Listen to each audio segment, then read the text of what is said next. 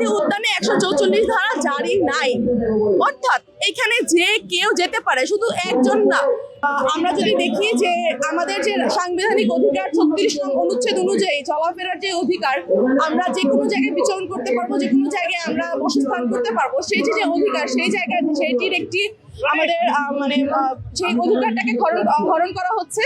এবং দ্বিতীয়ত এই জায়গায় যদি আমি বলি যে আপনার প্রশ্নের উত্তরে যে আমাকে যদি এরকম একটা সার্চ করা হতো ইনস্ট্যান্ট, মানে এটা আমার জন্য সব থেকে মনে হয় অপমানজনক একটা পরিস্থিতি। কারণ আমাকে ধরেই নেবে যে আমি মানে কোট আনকোট মাদকাসক্ত, সন্ধ্যার পরে ঘুরলেই বা আমি সোহরাওয়ার্দী উদ্যানে যাওয়া মানেই আমি মাদকাসক্ত, এই যে ধরে নিল, এটাকে আমি কোনোভাবে আইনিভাবে দেখছি না। এবং দ্বিতীয়ত আমি মনে করি এই যে সোহরাওয়ার্দী উদ্যানকে একটা মাদকের আস্তানা হিসেবে আমরা যখন গণ্য করি, আমি বিশ্বাস করি এই গণ্য করার আগে আমাদেরকে চিন্তা করতে হবে যে এইখান থেকে যদি মাদক অভিযান করার আগে আমাদেরকে এই জায়গাটাকে লাইটিং এর আওতায় আনতে হবে, পরিপূর্ণ আলোকিত করতে হবে।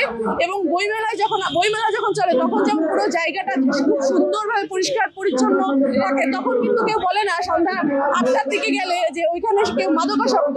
অর্থাৎ আমাদের সমস্যাটা কিন্তু জায়গায় না, সমস্যাটা আমাদের সিস্টেম। আমরা মনে করি স্বরাষ্ট্রমন্ত্রী এবং স্বরাষ্ট্রমন্ত্রীর আওতাধীনে এই জায়গাটা দেখতে হবে যে কিভাবে মাদক নির্মূল করা যায়। এবং শিক্ষামন্ত্রীর যে বক্তব্য যে আননেসেসারি মুভমেন্ট হইলেই সন্ধ্যার পরে যে কাউকে এরকম সার্চ করা যাবে এবং এটা যদি সংবিধান লঙ্ঘন হয় সেটা সে পরে দেখবে, আমরা এই যে বক্তব্য তার পুরোপুরি বিরোধিতা করছি। কারণ এই ধরনের এটা কোনো বক্তব্য আদায় করে না যে কিশোর গ্যাং প্রতিরোধ করার জন্য সন্ধ্যার পরে কেউ বের হইলেই সেটা আসলে সেই মাদকাসক্ত বা সেই কিশোর গ্যাংয়ের সাথে যুক্ত।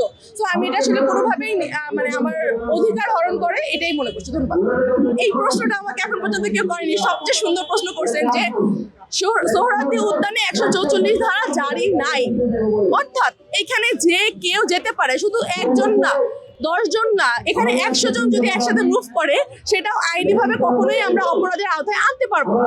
অর্থাৎ আমি আবারও বলছি যে আমাদের যে সাংবিধানিক অধিকার, আমাদের যে চলাফেরার স্বাধীনতার অধিকার 36 ক অনুচ্ছেদে যখন 144 ধারা জারি করা হবে না, তার আগ পর্যন্ত এই অধিকারটা বলবৎ থাকবে।